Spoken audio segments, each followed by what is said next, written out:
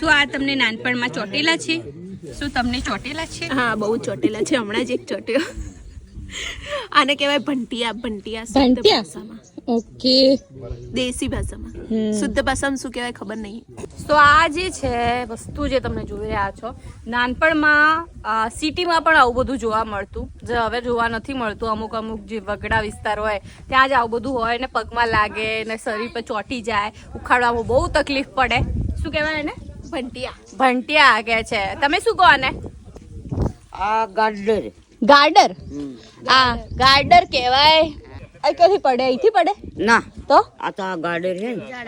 ઝાડ આવે ના ઝાડ નહીં તો આ ઉગે કે વનસ્પતિમાંથી. ગાર્ડર. આ લોકો કહે છે અને ગાર્ડર. આ જો આમ માથામાં લાગી જાય તો ઉખડી પણ જાય. ઉખાડજે.